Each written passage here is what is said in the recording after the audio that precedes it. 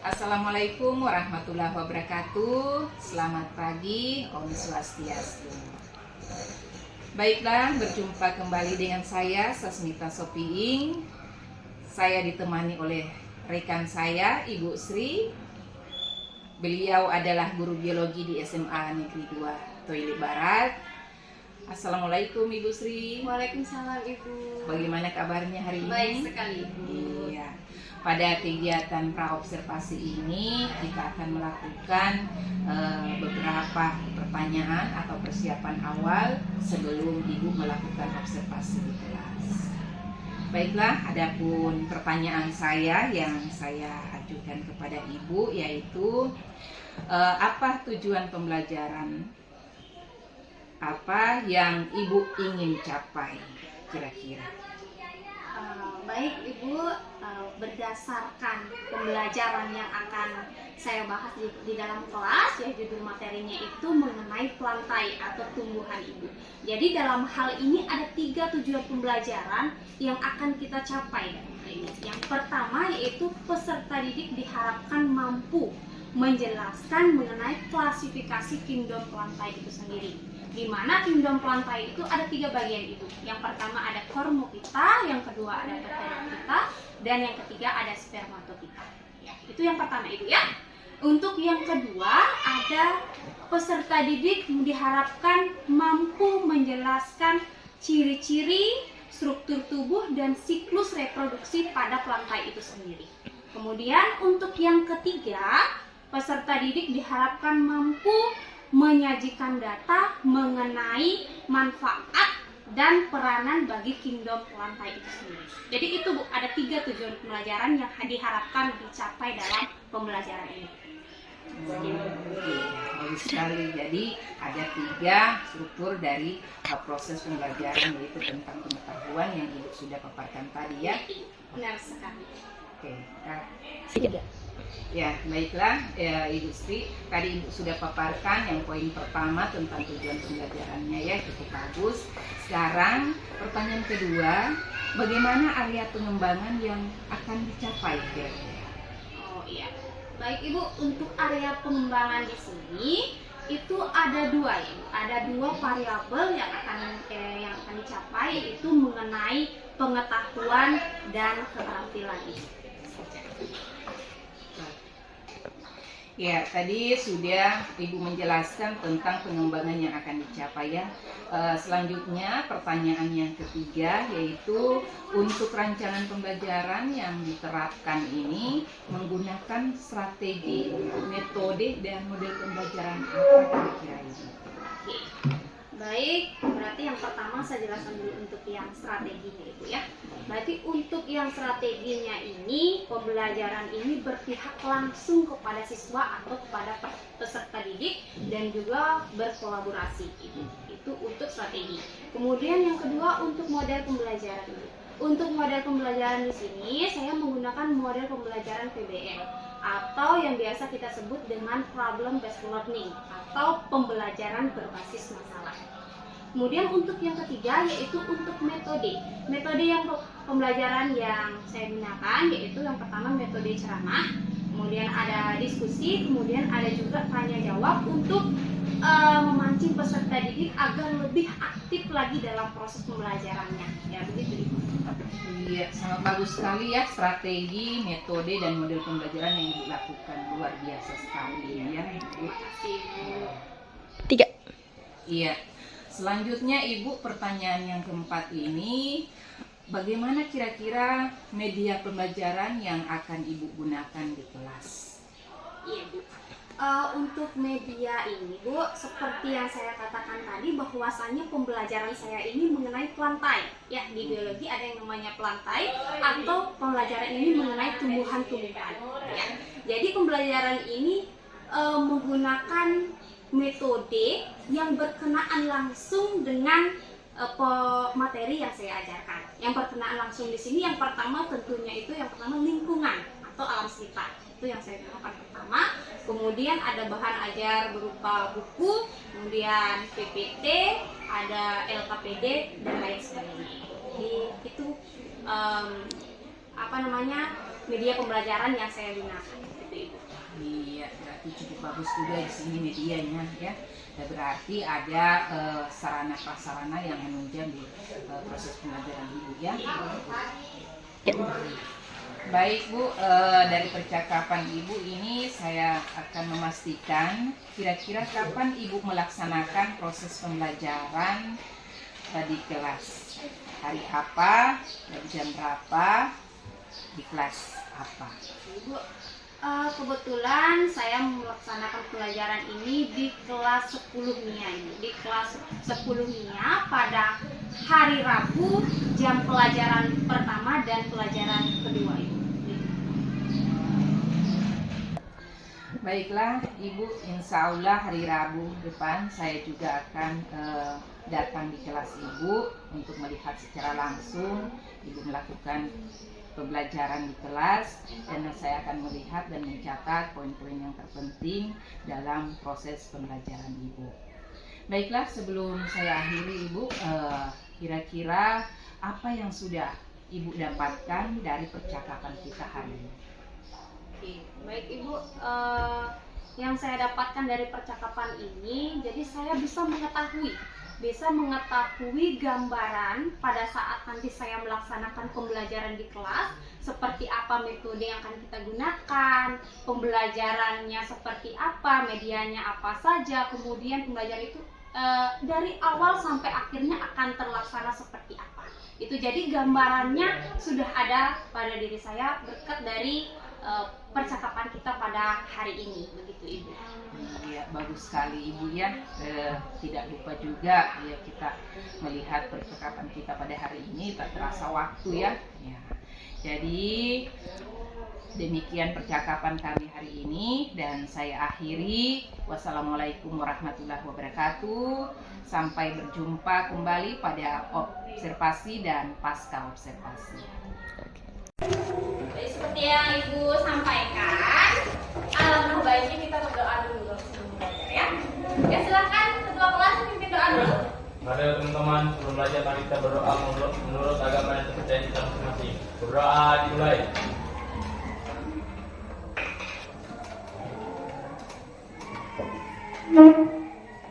Berdoa selesai. Sudah masuk di materi kita, ya. Kita sudah masuk di materi kita di bagian struktur tubuh materi kita, ya. Oke, jadi pembahasan kita itu masih mengenai lantai ya, tentang tumbuhan. Nah, kemarin kita sudah bahas bahwasanya di pelantai atau tumbuhan ini ada 3 bagiannya ya. Masih ingat 3 bagiannya itu apa saja yang sudah kita lewati? Ada Bryophyta, Pteridophyta, sama Spermatophyta. Jadi ada 3. Kalau Bryophyta kemarin tentang lumut, ya, struktur tubuhnya, klasifikasinya, reproduksinya itu kita sudah pelajari, ya. Sekarang kita masuk di Pteridophyta, kita juga sudah pelajari ciri-cirinya sudah. Sekarang langsung masuk ke struktur. Kalau struktur sudah akar sudah, batang sudah, sekarang masuk di daun. Daun juga sudah sempat kemarin sedikit karena kehabisan waktu, kita sambung lagi sekarang ya. Oke, kita masuk di struktur tubuh Pteridophyta di bagian daun ya. Nah, kemarin kan ada 2 itu bagiannya, yang berdasarkan ukuran dengan yang berdasarkan fungsi. Yang berdasarkan ukuran sudah kemarin ya, masih ingat ada 2 bagian? Apa itu? Ada mikrofil dengan ada yang makrofil. Nah, sekarang kita masuk di yang berdasarkan fungsi. Ya, berdasarkan fungsi di sini itu ada 2 bagian juga, ya.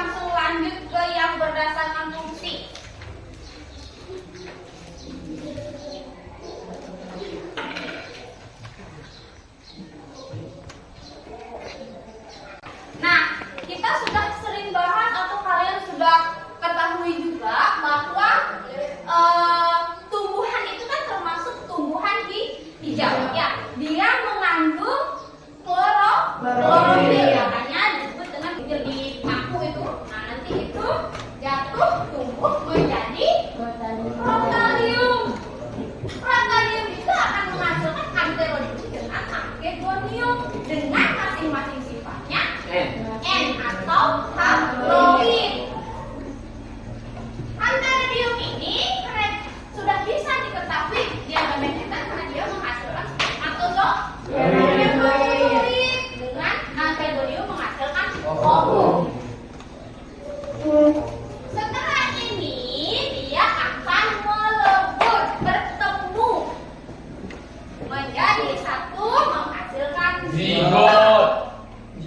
atau apa namanya? Dua E. Sifatnya 2E atau diploid. Sudah. Apaan ini yang bingung ini? Hah? Yang mana bingung? Itu Bu yang saat dari sporofis itu nggak tahu. Porofis. Ya. Oh ini. Ya. Tapi bawahnya. Sudah tinggal zigot. Zigot ini dia Enggak. Itu nggak tahu. protalium. Protalium. Ya. Terus Protalium ini menghasilkan anteridium dan archeginium. terus ya. Anteridium menghasilkan spermatozoid, archeginium menghasilkan ovum. Spermatozoid ini dan ovum ini menyatu menjadi zigot. Ya. Terus Zigot bertemu menjadi tumbuhan paku. terus tumbuhan paku akan menghasilkan Tumbuhan paku akan menghasilkan klorofil. klorofil. Klorofil akan menghasilkan sporanginium. Sporanium. Nah itu Nium itu sporanium. Sporanium kembali ulang menjadi klorofil. Oke, tepuk tangan dulu.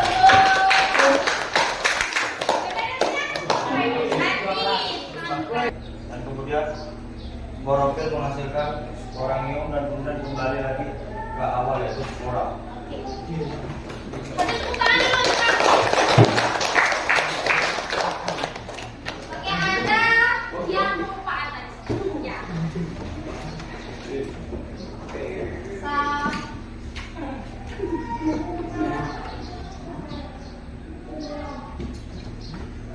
Pembelajaran kita dari awal tadi tentang struktur tubuh kita sampai di ciri umum spermatofita. Siapa kira-kira yang bisa menyimpulkan apa yang kalian dapatkan tadi dari pembelajaran sampai sekarang ini, dari awal sampai sekarang ini? Oke, silakan. Yang bisa menyimpulkan, angkat tangan. Jadi dari pembelajaran dari awal tadi sampai sekarang, saya bisa mengetahui ini. Oh, bahwasanya pterodactyla itu ini. Di spermatofita itu ada yang seperti ini. Apa kira-kira yang kalian dapatkan dari pembelajaran ini? Silakan, kalian segera maju depan.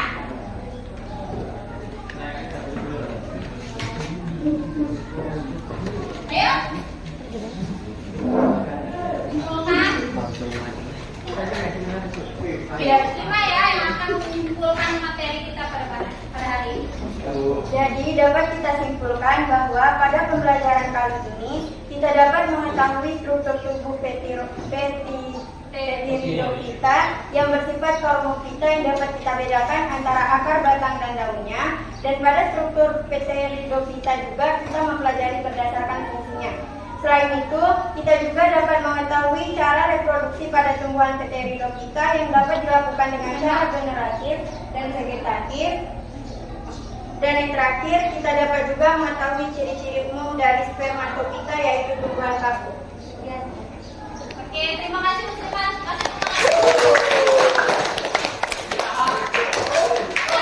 Warahmatullahi wabarakatuh.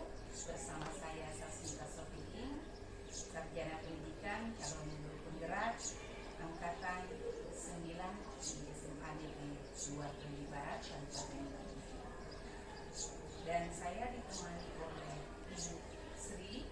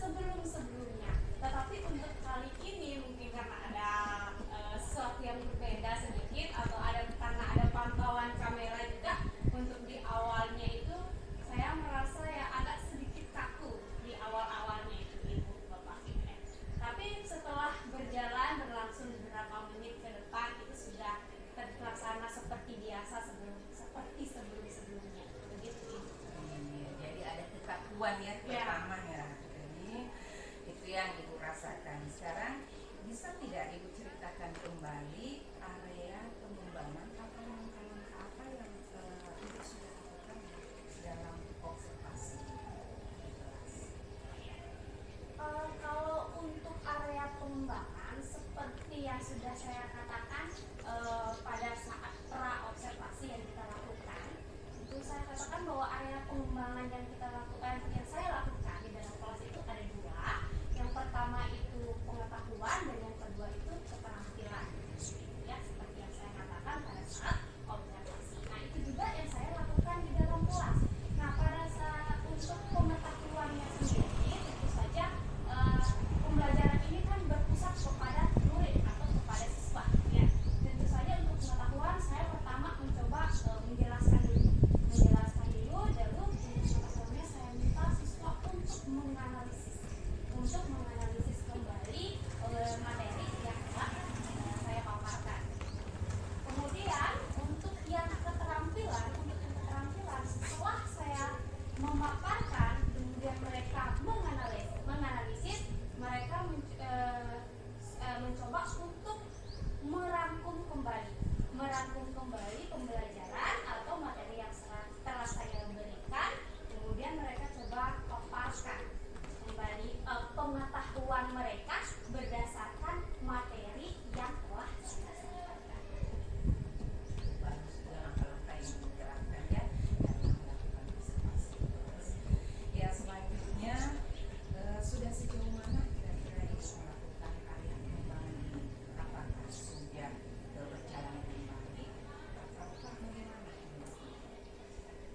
Kalau untuk masalah pembelajaran ya Bu, kalau masalah area pengembangan dari mulai pengetahuan sampai keterampilan, kalau menurut saya, pendapat saya pribadi itu sudah berjalan dengan baik. Tetapi namanya kita manusia, yaitu ada beberapa sedikit kendala atau kekurangan. Iya, tentunya dalam setiap melakukan proses pembelajaran yang kita sebagai guru pasti ada hal yang tidak diinginkan atau terjadi tanpa direncanakan sebelumnya. Nah, apa sih kekurangan atau kendala yang Ibu hadapi saat itu?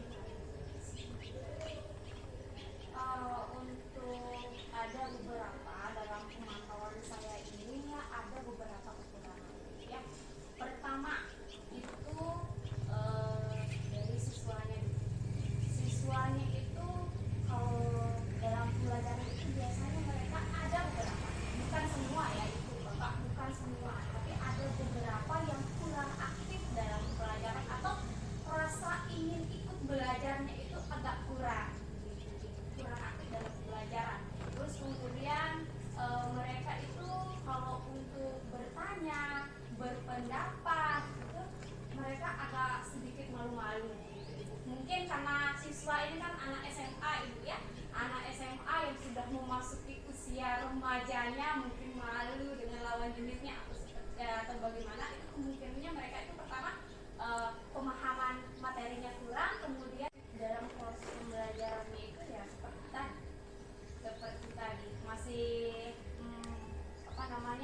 mungkin sebelum pembelajaran kita harus beritahu dulu subtopik pembahasannya, nanti yang akan kita bahas itu ini dan ini, sehingganya mereka akan belajar dulu. Besok ibu guru akan memberikan kita pembelajaran tentang ini, saya harus belajar dulu supaya besok ada